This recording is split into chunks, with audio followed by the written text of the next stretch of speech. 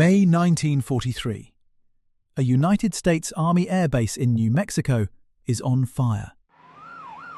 3 hangars burning, aircraft destroyed, fuel depots threatening to explode.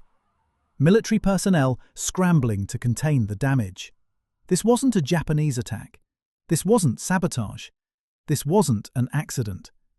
This was caused by 1,000 bats, each carrying a miniature napalm bomb, released by the United States military on themselves. How does the world's most powerful military accidentally bomb its own airbase with weaponized bats? This is Project X-Ray, and it gets stupider from here. December 7th, 1941. Pearl Harbor. 2,400 Americans dead. The Pacific Fleet crippled. America unprepared for war. The military was desperate. Any idea, no matter how insane, got a hearing. Enter Dr. Lytle Adams, a dentist from Pennsylvania. He'd just visited Carlsbad Caverns, watched millions of bats pour out at dusk, and had an idea. What if those bats could carry bombs?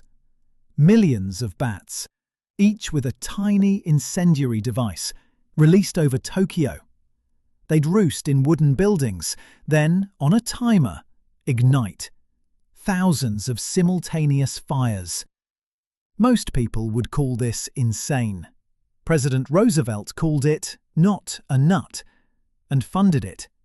$80 million to turn bats into bombs.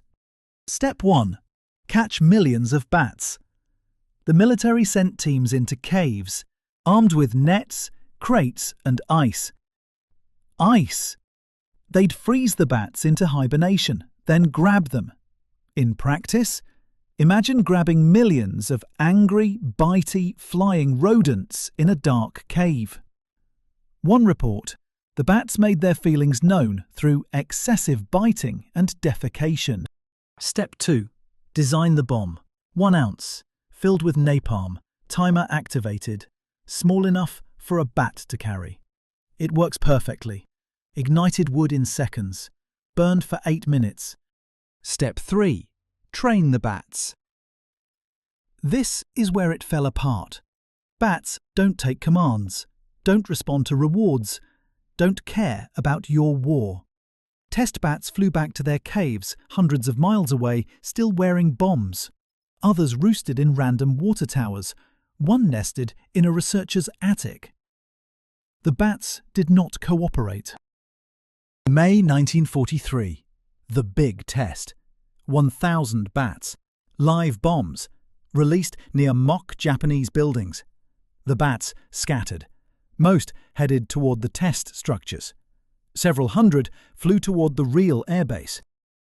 The bats found the hangars, the barracks, the fuel depot, and did what bats do. They roosted. 45 minutes later, right on schedule, the incendiaries ignited. The first hangar exploded into flames. Aircraft inside, including a brand new bomber, destroyed. Then a second fire, a barracks, then a third, fourth, fifth. All across the base, tiny napalm bombs were igniting, in very real, very expensive United States military buildings. The observation team watched in horror as their test successfully destroyed their own airbase. 3 hangars, multiple buildings, 3 aircraft, $750,000 in damage. The bats performed flawlessly. They just bombed the wrong country. The military classified the incident immediately, not because it was secret, because it was embarrassing. Imagine the headline: US Army bombs itself with bats. So they buried it, called it training accident, moved on. But here's the thing. It worked. Follow-up tests on abandoned buildings, devastating. One group of bat bombs destroyed 36 structures in 4 hours. Analysts calculated 10,000 bat bombs could start 4,000 simultaneous fires across a city. In densely packed wooden Tokyo, it would have been catastrophic.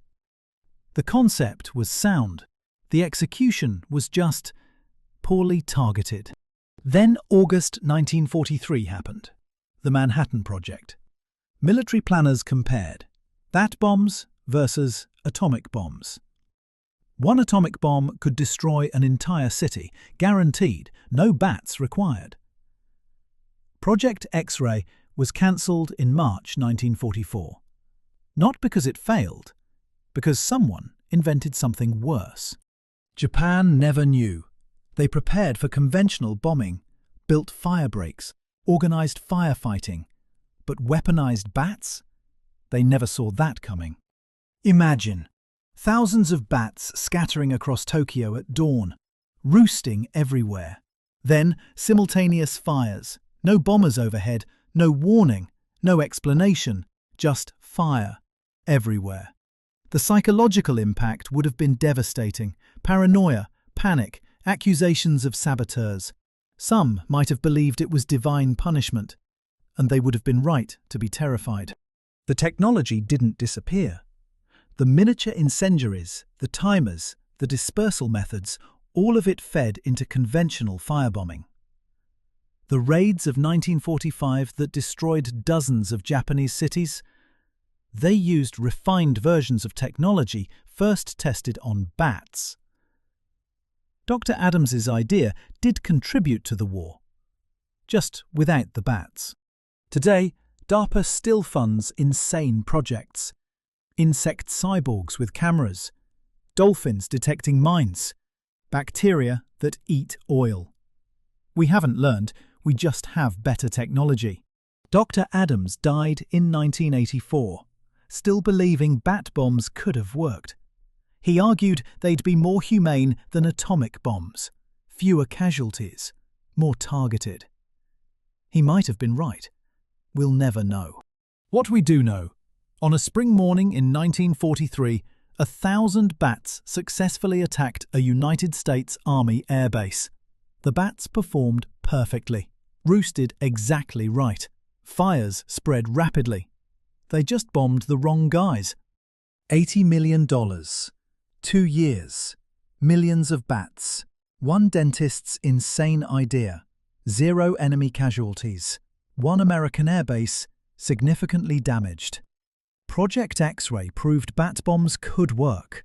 Unfortunately, they proved it on themselves. Today, we have drones, precision weapons, satellites. We don't need bats anymore. But somewhere in classified archives sit hundreds of projects just as absurd. Most failed. Some worked.